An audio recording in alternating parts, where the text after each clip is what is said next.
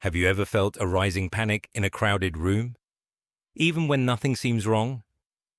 Have you ever avoided parties, concerts, or busy streets? Not because you dislike people, but because the noise, the movement, the closeness feels overwhelming. That anxious tightening in your chest, it didn't start yesterday. It started long before you learned the word claustrophobia, or even had to navigate packed spaces. Maybe you were the child who stayed close to the walls at birthday parties, who clutched a parent's hand a little tighter, who preferred the corner of the playground where fewer voices competed for attention. You noticed everything: the loud shouts, the fast movements, the sudden bumps, and learned quickly that chaos could feel unsafe. You discovered a quiet truth: I am more comfortable when I am apart. I need space to breathe. So you learned to shrink, not physically, but emotionally. You became sensitive to movement, sound, and energy in ways others might never notice. You became aware of every person around you, calculating distance, predicting collisions, and silently retreating from the crowd. You learned to survive by observing from the edge, by keeping yourself just out of reach. Psychologists might call this high sensitivity, introversion, or even a form of social anxiety. But it's more than a label. It's a strategy, honed over years, to maintain a sense of safety in a world that sometimes feels too loud, too close, too overwhelming. As an adult, this sensitivity shapes your life in subtle and profound ways.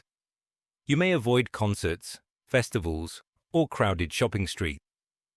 You may take the longer, quieter route to work, just to bypass crowds. You may prefer cafes during off hours, or quiet parks to the busy gym. Even walking through a busy street can feel like a gauntlet. Every shout, every bump, every unfamiliar scent triggers a warning signal in your brain. Your body is on alert, scanning for potential discomfort or danger, even if your mind is calm. At work, your sensitivity can manifest in countless ways. You might quietly excel at tasks others overlook, noticing patterns and inconsistencies that everyone else misses. You may prefer writing emails to speaking in group meetings, thriving in small team settings where your thoughts can be fully expressed. You might avoid office parties or networking events, not because you lack ambition, but because overstimulation drains your energy. You may be the one who stays late to finish a project quietly, unnoticed, yet consistently reliable and precise. In friendships, your pattern continues. You may be the one who listens, remembers, and gives thoughtful advice, but rarely shares the inner turmoil or excitement of your own life. You might avoid group hangouts, preferring one-on-one dinners or quiet walks. You may be the friend who notices the small things, birthdays, moods, subtle changes in behavior, but your own struggles and triumphs remain largely unseen. Romantic relationships carry their own complexities. You may prefer intimate dates over crowded events. You may enjoy connection deeply, but need predictable environments where your personal space is respected. You may retreat inward when chaos surrounds you, yet offer profound empathy and attention to your partner. You might find public displays of affection uncomfortable or unnecessary, valuing private gestures that are more meaningful than attention-seeking performances. Even leisure activities reflect your sensitivity. You might avoid gyms at peak hours, blockbuster movies on opening weekend, or crowded beaches. You may choose early morning walks, quiet hiking trails, libraries, or small cafes where the noise level feels safe. Grocery stores in the evenings might feel like a trial, while a mid-morning visit feels peaceful. You carefully plan errands, vacations, and activities around when spaces will be calm. This isn't laziness, it's self-preservation. But there is a paradox. Your aversion to crowds can sometimes make you feel isolated, left out, or misunderstood. You may scroll through social media posts of parties, events, or concerts and wonder if you are missing something essential. You may feel pressure to conform, to participate, to prove you're fun or social. And sometimes you might question yourself. Am I too sensitive? Too timid? Yet your sensitivity is also your superpower. It allows you to notice subtleties others miss. You process emotions more deeply. You think before you act. You cultivate empathy and perspective.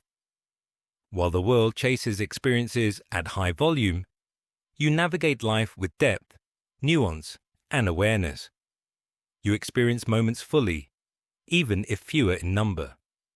You might notice the fleeting sadness in a stranger's eyes on a crowded street, or sense tension before it escalates at work. Your heightened awareness allows you to respond with thoughtfulness rather than impulse. Your cautiousness in crowds can also make you a stabilizing force. Friends and colleagues may unconsciously rely on your calm presence to diffuse tension. You may excel at mediating conflicts or spotting problems before they spiral. And yet, because your coping strategies are internalized, few may realize the energy it takes for you to function in busy, loud, or unpredictable environments. Healing in this context isn't about forcing yourself into discomfort. It's about honoring your needs while gradually expanding your comfort zones. It's about understanding that avoiding crowds doesn't make you weak. It makes you aware. It makes you capable of experiencing life intentionally. Now, as an adult, you can embrace your sensitivity. You can plan social events on your terms. You can choose spaces where you feel safe, while slowly challenging yourself to stretch, just enough to grow. You can develop coping strategies, mindful breathing, early exits, personal zones that allow you to engage without losing yourself. You can also teach friends and partners to respect your boundaries, creating a support network that honors your inner needs. Your adulthood may still carry echoes of this childhood learning. You may feel anxiety in elevators, concerts, or public transportation. You may avoid malls or busy streets. But with awareness and self-compassion, you can transform these instincts into wisdom. You can recognize that your avoidance is not a flaw. It's a signal of your heightened awareness and self-care. So if you are someone who hates crowded places, know this. Your life is no less rich, your experiences no less meaningful, and your presence no less significant. Your sensitivity, the part of you that values personal space and calm, is not a limitation. It is a strength. And perhaps, for the first time, you will understand. Being uncomfortable in crowds does not mean being weak. It means you notice more, feel more, and navigate the world with intentionality. You have learned to survive, and now you can thrive, quietly, deliberately, and fully alive. Your life doesn't need to be loud to be important. Your peace doesn't need validation. And your choice to honor your own comfort is not avoidance. It is mastery. Embrace the spaces where you can breathe. Cherish the quiet. Protect your peace. And know that in a world that often celebrates chaos, your calm is not only rare, it is powerful.